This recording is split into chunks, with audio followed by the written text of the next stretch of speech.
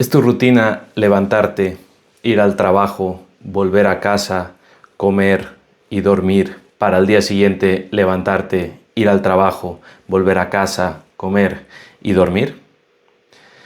¿Realmente dijiste que eres libre? ¿Dónde tienes que estar mañana? ¿Puedes estar donde tú quieras? ¿Puedes tener la libertad de estar en el lugar que tú desees? Pues bueno, en la antigua Babilonia, los esclavos eran capaces de trabajar tiempo extra haciendo las tareas que les daba su amo y poder ahorrar unos shekels extra cada semana para poco a poco tener la cantidad adecuada para comprar su libertad. Pues bueno, hoy pasa algo muy similar. Y esto que he dicho desde el comienzo hasta ahora no lo digo yo, sino lo dice John Hanson en su libro Deuda Buena, Deuda Mala, donde ayuda a diferenciar a las personas qué tipo de deuda es buena y qué tipo de deuda es mala y qué tipo de deuda les va a ayudar a alcanzar sus objetivos a través del uso de esta. ¿Te has sacrificado todo el mes guardando euro a euro para llegar a fin de mes y ahorrar un 20% de tu sueldo? A lo mejor ya tienes 200, 300, 400 euros al mes ahorrados para comenzar a invertir. Pero no, te das cuenta que al siguiente mes tienes que pagar deudas que tienes pendientes y al final eso que has ahorrado pues se queda en cero. Pues bueno, ahí tienes un problema y es que es muy probable que tengas una deuda que es mala. Antes de entrar a ver qué es la deuda y por qué es una deuda mala, tenemos que entender que hay tres tipos de personas. Las personas que adquieren una deuda buena, las personas que no quieren saber de deuda y las personas que adquieren una deuda mala. Personalmente, a mí me enseñaron desde pequeño que no es bueno tener deuda, que puedes dormir tranquilo solo y únicamente si todas tus cuentas están saldadas. Pero poco a poco logré entendiendo que si quiero lograr apalancarme con el dinero de otras personas, con el dinero que me presten los bancos para poder comenzar a invertir y entrar al juego de una manera más beneficiosa para mí, tenía que saber utilizar la deuda de una manera buena. Pero entonces tengo que reconocer qué tipo de deuda es buena y qué tipo de deuda es mala. Entonces muchos dirán, pues, bueno, una deuda mala será una deuda que tiene muchos intereses, una deuda que no te permite llegar a fin de mes por alguna u otra manera que tenga que ver con los números. Pero no, la deuda no tiene nada que ver con las matemáticas. Y es que la deuda son comportamientos, son mentalidad. Te lo voy a demostrar con un ejemplo. Las matemáticas dicen que una deuda es de 20.000 euros al 3% de interés. ¿Es una deuda buena o es una deuda mala? Las matemáticas no te van a decir eso. ¿Por qué? Porque ahí entra la mentalidad y el comportamiento de una persona.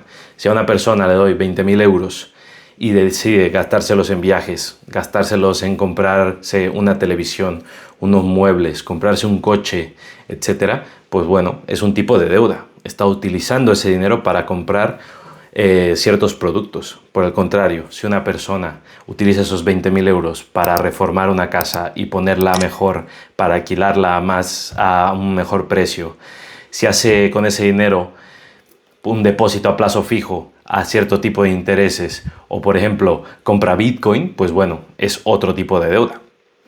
En ambos casos son diferentes personas, diferente mentalidad, diferentes resultados, pero matemáticamente es la misma deuda.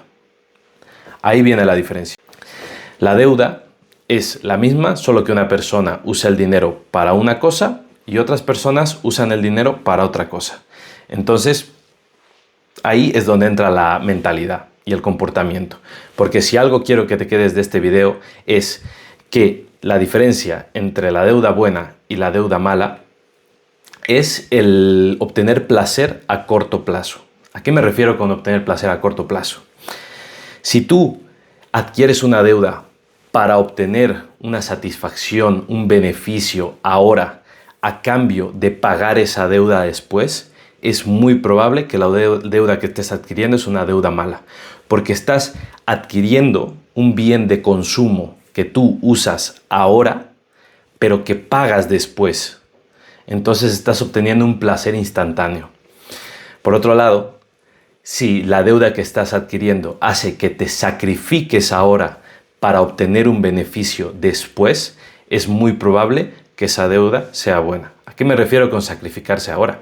Si tú adquieres una deuda ahora y esa deuda te va a permitir comprar mejores herramientas para tu negocio, te va a permitir comprar un mejor medio para poder invertir en diferentes cosas y saber reconocer cierto tipo de activos que tú tienes que comprar o no, pues bueno, esa deuda lo que está haciendo es hacer que te sacrifiques y que trabajes más, pero que tengas una herramienta más con la cual después puedas obtener beneficios. Entonces, deuda mala, obtener placer ahora y pagar después.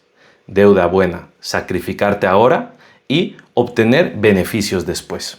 Otra forma muy básica de poder diferenciar cuál es la deuda buena y cuál es la deuda mala es que te hagas estas tres siguientes preguntas. Pregunta número 1. ¿Esta deuda me genera ingresos? Si la respuesta es que esta deuda, a pesar de los intereses que pagas por la deuda, te está generando unos beneficios mayores a esos intereses, es muy probable que sea deuda buena. Si la respuesta es no y la deuda que estás adquiriendo no te genera ingresos, es muy probable que sea deuda mala. Segunda pregunta, ¿es un activo o un gasto? Pues bueno, un activo, generalmente, cuando tú compras un activo, a través del tiempo mantiene o sube su valor, como por ejemplo una vivienda.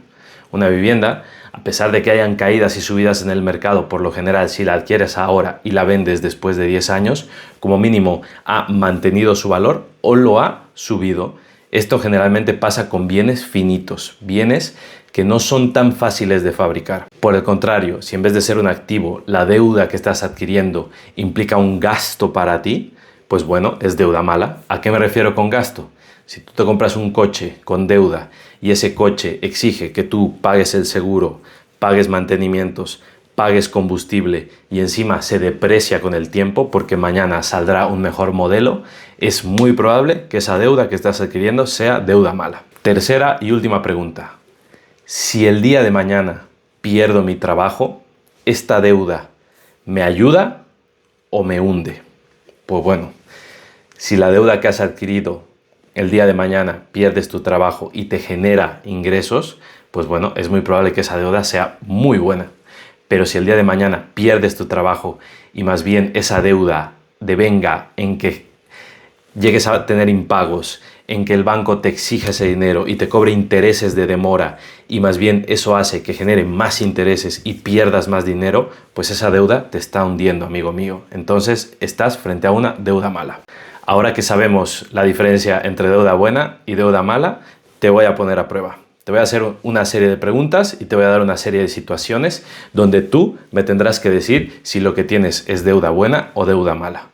Y voy a poner situaciones un poco complejas, porque es muy común que las personas al momento de adquirir deuda se autoengañen a sí mismas pensando que la deuda que están adquiriendo es buena cuando en realidad es mala. Entonces, vamos allá. Primer ejemplo.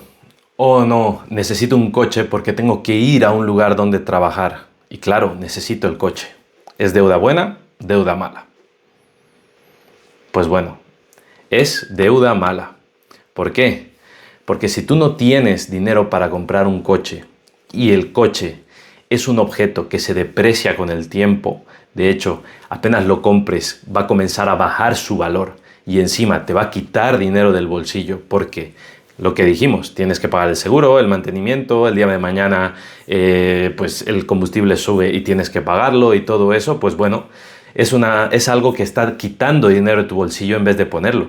Entonces, lo de necesito el coche para ir a trabajar es una justificación emocional que las personas usan para comprarse ese coche. Pero no, si tú no tienes ese dinero, simple, cállate y usa transporte público.